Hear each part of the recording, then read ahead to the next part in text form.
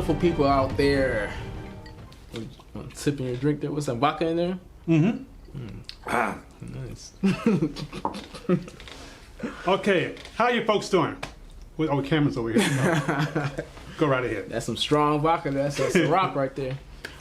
Welcome. Ciroc should be a sponsor, but we should maybe see if they can. I just said their name, so they should just go ahead and send us a check. Maybe Oh, really? They Oh, should, good, like, good. At least a few grand. Make sure she spells my name right. Yeah. J. Rome Lee Brown. Indie film screenings. We're here broadcasting to all you lovely people out there. You look beautiful. You look great. I can see you through the camera, and you're lovely. But this is Stefan J. Davis, and this is Jerome Lee Brown over here. Jerome Lee Brown, correct. Ask me again, I knock you down. Let's get ready to Stefan, I don't know. Now you have, this is starting to be a trend with you with your shirts. You have another interesting shirt on. Yeah, this one is Wake Up, Be Great, Repeat. It is available actually for sale too. Really? But it's my you sell own. all your clothes you wear? You want this shirt right here? I'll take it on my back. Okay. No, it's a personalized one I came up with. I created just mostly for myself, but I could, if somebody wanted to buy one, I could. Okay. Arrange Yeah. that though, yeah. But I just had this great idea, like, man, I want to make a shirt that says like "Wake Up, Be Great, Repeat." So I did it. That's how you gotta be. I have some dirty socks that you guys out there want to buy. Let me know. I'd be happy to put them on eBay for you. You can buy them. Stefan is selling his clothes. And Yeah. So if you want to buy anything, small my feet. jeans, shoes, watch, whatever you want to buy, just let me know. Everything's for sale around here. Nothing wrong with that. Got to make a buck doing something. Lord knows we're not doing it on this show. Anyway. Indie film screenings. We are here speaking with you about another film. This one is it's not really the right time for it technically because it's Christmas based and we're far from Christmas. Although before you know it will be Christmas. That's so crazy how time flies. Not too far. So it's like we're like summertime, but then people are already starting to buy Christmas gifts because before you know it, it's time for Christmas once again. So this one's called Holiday Lies. And the one thing I will give them though, I do like the concept. I don't know if it was worth making a whole movie around it, but it is something that always has fascinated me is how you want to tell kids not to lie and blah, blah, blah, blah, blah. But then you turn around as a parent and say, oh, yeah, Santa Claus is real. But, oh, yeah, he's going to bring you some gifts. And, the Easter Bunny's real, Tooth Fairy.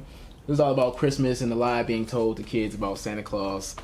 So if you're a young kid or if you're watching this with a young kid still believes in Santa Claus, I apologize that I had just ruined that for you. Probably should have made a little disclaimer before that to let people know that if you're watching this with small kids that still believe in Santa Claus, turn it off. And they had some problems with some other people in the family too. It seemed like there was problems there was with a lot of everybody has dynamics issues. there. Has issues with going on in their lifestyle. I think most of it's just that woman though. Yeah, I mean she was like, "Are we allowed to swear on this?" We can. I mean, we haven't had any rating problems. What the hell? Don't give me that sad face stuff, young lady. You are busted. You look at me when I'm talking to you. What did I tell you about lying? Because I mean, I guess you would define her as a bitch. I mean, the way that it was portrayed in this movie, like she was supposed to be basically like a bitch almost. Seemed like, but maybe she wasn't supposed to be. I don't know. But that's the way it came off to me. So I'll back up a little bit though. Some things I like about the shots. There was something just early in the beginning. There was like a little transition shot, like a slider type of shot from the GIF over to I don't know, maybe the nanny person or something. But that shot was cool. I didn't understand why they was in color first though, and then transitioned into black and white, and then the whole film was black and white. I didn't really. I felt like it could have probably just been in color. Really, I don't know why they made that choice to go black and white, but they did. I think I would have preferred to see it in color, unless it was like a subliminal thing or like a indirect way of saying because the couple in the movie they were a mixed couple. So the woman was black and the guy was white. And so maybe that was why the movie was black and white. I don't know. I think the guy name was I could be reaching Kenny. I think he played the Kenny. Kenny. Oh, the real dude, the actor. Well, the actor name, well, the person who played that character in the movie name was Kenny. Kenny, okay, because his name in the movie, his last name is I can't pronounce it. Was it Santiago or something? Santiago, that's what it was. Okay. Santiago's. Well, technically he's not fully white. I forget it. Well, he's Hispanic, Mexico, I was gonna say, something like that, something in that area. But Good they actor. portrayed as white though. He was in the movie. He's supposed to be white. You know, they made references to him being white. Yeah. So yeah, and I forget the name in the movie was something weird. Odin? No, her name was like Oval. His name was a really silly name. What was his name? Bernard or something? Bernard sounds familiar. Maybe. See, we don't have our little cheat note on the screen here. We can look at the screen. We have some technical problems. Yeah, I made some notes on my phone about the movie. But in all the way around, the film itself was all done in black and white. I'm a fan of a black and white film. I like black and white film if it's done in a nice, modern, way. You particularly doing it just for the sake of doing it, I don't agree with. Sometimes people do it because their color correction is bad. Like maybe they shot it and they didn't know what they were doing. They lit it wrong, so they might use black and white just to kind of cover up all those mistakes they made possibly. So I'm not sure if that was the case for this one, or if they just, like I say, maybe had some artistic vision. Like, let's make this black and white. It didn't fit to me, but besides what I said, maybe it was like she's black, he's white. They had a theme really running through the whole show or the whole movie rather, about this whole black and white thing going on and stuff, and there was one reference where they were kind of doing a flashback. Oh wait, let me say this. Now this part really bothered me. I can't lie. Something bothered you? I'm trying to be not. Yeah, the one thing I did not like was the narration. The narration in it just did not fit. I think that didn't fit more than black and white didn't fit, because it was like the story's unfolding. You see what's happening, and all of a sudden this guy comes in and starts talking about what's happening. Bernard, I moved up and out of that company, and I don't know why it's so hard for you. Opal continues her yelling as she berates Bernard with every sentence. He looks deflated as he rubs his head. I was like, I could just watch and see what's happening. I was like, why are you telling me what he said? He's like, he looks down and looks distraught or whatever he said like that. Like, he seems like he's angry and upset. I'm like, I can just look at his face and see that he's angry and upset. Why are you narrating that he's angry and upset? I don't understand that. But yeah, besides that though, then there's a flashback, and I guess they wanted to show like the good old days because they've been married for a while, and so I guess they used to work there together, and they said that like he really wasn't worried about any females, but then this black chick walked up, something like that, which was weird too. I was like, "Damn, what is this, a racist movie or something?" Yeah, I noticed that part. I guess he only likes black. That's what I'm trying to figure out. Were they trying to suggest that he only liked black girls? Yeah, I saw that. Or was it just saying like he just saw this black girl and he's really into her, and that's what it was? That was his wife, and that was married. I think so. Yeah, I'm not 100% sure, but I think so. Yeah. I just saw the butt part. They didn't show. They showed like some legs and stuff. Which I didn't understand. If you're going to show this, describe a black woman, I guess the first thing he went through was the butt part. That's all they showed. Could be reaching. I'm not even sure at this point, really. But yeah, there's some legs walked up. Yeah, they might have been white legs, I guess, and he still kept working, like whatever, and then but then he saw a black girl, and then he looked up like, oh, hey. So that was a little odd, but I mean, but maybe I don't know if he's into black girls or if he just saw this particular one and fell in love. But maybe that one particular girl just did it for him. That might have been the case, yeah. So that was his flashback, and then a little later they show her flashback, and people coming into her office with papers and stuff. She's like, yeah, here you go. And then he came in, and she's like, oh, I kind of one of those little attractions, I think, that made everything connected together. He liked her, she liked him, for whatever reason it may be. Yeah, maybe it had nothing to do with the race altogether. So, but then they kind of fell out of love, though.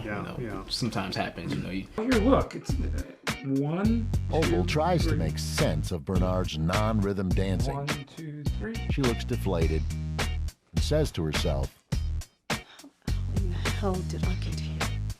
Married, shackled down to somebody for so many years. No. No. Well, I have nothing more to comment on that. But, have everybody they just, kind of just lost their love and things, and it seemed like the daughter liked the father more, possibly. Yeah, I don't know if I was reaching for that too, because the mom was all riding her back and things. The mom, like I said, I mean, they play her like she was just a straight, a bitch, basically. Yeah, she come in the house looking all crazy, nanny and stuff, looking all sideways to the nanny, like, just get out of here. And I did like though that the nanny was speaking Spanish and he did translations. I'm glad you brought that up because I forgot about that. That irritated me. You didn't like that either? I didn't like this part that she was speaking a different language because although they had the subtitles under it all together, but at the same time I'm thinking, why is she speaking a different language and she got a subtitle going up under her, but the mom is speaking to her in English?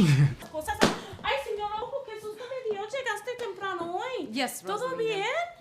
Yes. Meeting canceled on me, so I came on home. Sí, entiendo. Look. Since I'm here, why don't you leave early? I'm sure you have many things to do with your family. Pero primero tengo que sacar la ropa de la lavadora. Don't worry about it. I'll get it. Bueno, ahora... And but she replies back to Spanish, subtitles, and the mom answers her. Yeah. I'm like, well, make up your mind what language you're going to speak in. That's true. Yeah, technically that would never happen. Like if she's speaking that fluently in Spanish, she's speaking that fluently in English, and they gotta keep talking back and forth like that. Yeah, that would never happen. And like, I kept reading the subtitles. Yeah. The reason why I say I liked them was just because it was like a little extra to do to a film. Yeah, like, you know, like I didn't mind sometimes that people at all. just make a movie. I mean, you're just gonna make a movie and everybody talking English, no captions, whatever. But took the time to have this woman speaking in Spanish and put the caption under. I appreciated that fact. Yeah, that was. But great. I also agree with you though. I was like, why even? I think he just did it just for the sake because he could. Like, you know, like I got a Spanish actor, I'm gonna put her in here with some captions. And it's gonna be really cool. But just disregarded the fact that no one's gonna actually have a dialogue back and forth that long, where one speaking Spanish, one speaking English, one speaking Spanish, one speaking English. Yeah, because like just to be able to comprehend that so quickly, like boom, I know exactly what you said. Now here's what I'm saying in English, just like that. Yeah, well, that takes some time to type all that up in there. It does. Yeah, that's why I commend him on that. I think that was awesome that he took the time to do the captionings for the Spanish and kind of gave it that extra little dynamic really at that point. Yeah. Now he used to live in Cleveland, I believe. Yeah, okay. He moved out of Cleveland and stayed where he's at now. So, but he's familiar with the Cleveland area. Yeah. Well, shout out to if it was Darryl, right? Darryl, I believe the guy's name was Cleveland to Michigan, huh? Yeah, I think so, something like that. Okay. McCullough, if I pronounced that right. Yeah. He's been doing films for a while. He contacted us, I believe, and asked to check out his film. That we did. It is a black and white film. It was pretty good for on a black and white level. It's about an hour and 30 seconds, 30 seconds. 1 minute and 30 seconds. I'm sorry, 1 minute and 30 seconds. Check my notes. The film was.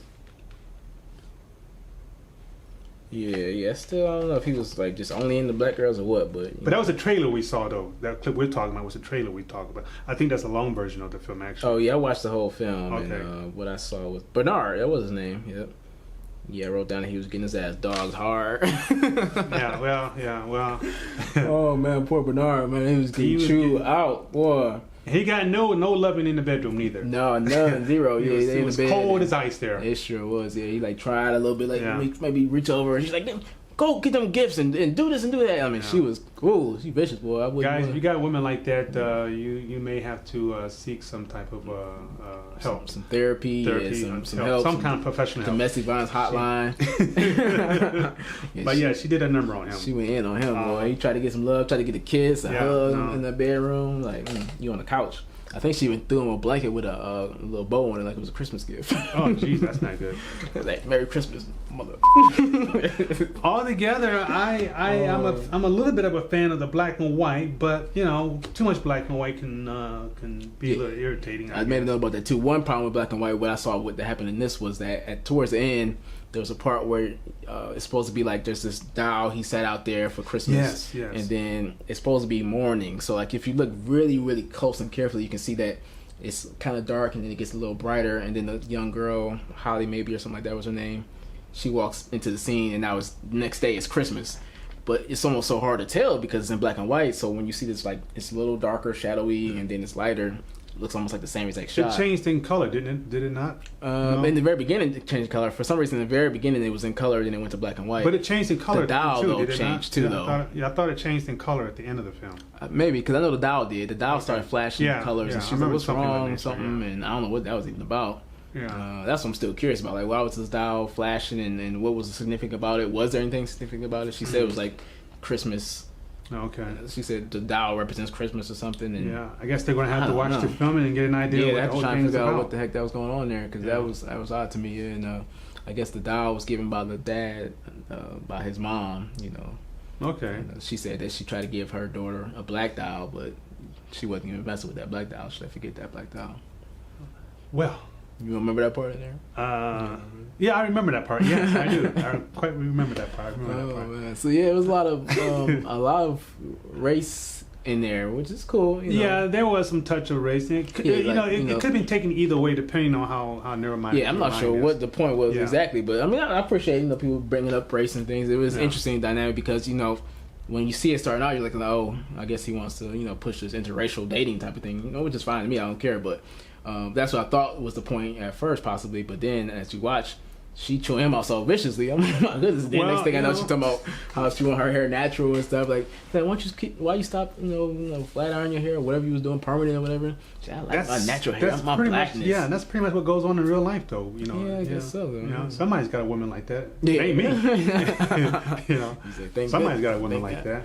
Yeah, I mean, I'm not saying that doesn't really happen. I just, she just. I don't know. And they had the little mammy cookie jar thing for some reason. Yeah, I forgot. So you're bringing back memories now. I didn't write down every single thing. And I'm sure everything he had in the film pretty much had a little reason behind it. And the old ancient mama cookie jar there. I'm like, when I saw that, I'm like, oh, well, wait a minute. Now, where's he going with this here? Yeah, that's what I was kept trying to figure out. Like, what's going on here? But I was not offended. I just saw that Ancient Mama was always in the scene, in the shot, no matter where the camera was at. Yeah. You saw Ancient Mama here, or in the middle. So I'm like, Ancient Mama's got something to do with this particular scene that's going to come up. And sure enough, she opened up the cookie jar, and who ate the last damn cookie? She pissed off about the cookies. Yeah. Pissed off about a lot of things. Yeah. Well, yeah. She pissed off about life, pretty much. I mean, it looked like. So she was riding him because he didn't have the promotion. He didn't get a promotion yet from the job. Like, what's going on? Like, I moved up in that company so fast. What you doing and stuff? And that's the one time I was glad it wasn't a black dude she was with. She probably got her butt kicked, and vice versa. He probably got his butt kicked. But once again, it was a film that had some issues all the way around and had some problems that the family was going through. Yeah, the little girl wasn't too sure about what was going on. You can tell that she was a little upset on some levels. Dad tried to smooth it over every so often. You can tell he was going through some issues, and you can tell that the wife was just a plain bitch all the way around. So, Yeah. So I guess the point was just to say that we lie about Christmas. Basically. We lie about Christmas, about Santa Claus, by getting gifts and what we bought. And then I know I do a little bit of lying, just a little bit of lying. When people say, "What'd you get me?" "Oh, I got you something. I got you something." I run out and go look for it. But yeah, this is all about that little small lie that is there not a Santa Claus with some drama mixed inside of it. And the truth is, there is no Santa Claus. I said it. How dare you? I know he did walk in when he was like putting all the little gifts out and stuff. He had his little Santa Claus hat on. When he was maybe that's why you don't get no Christmas gift. I think that's probably why. Yes, that's probably. I'm telling you exactly. There is a Santa Claus. As long as you believe that. I believe there's a Santa Claus. The gifts come. Yeah, I think it's all about belief. Yeah, I believe there's a Santa Claus. I just don't see him on a regular basis. Only once a year. Mm-hmm. But wrapping this up, what do you think about the black and white version of the whole film altogether? Would you prefer to see the film in black and white or done in all color? I'd like to see it in all color. I'd like to see it minus that narration. And I think it will be better and more solid there. Yeah, definitely. Yeah, so take out the narration and turn it to color.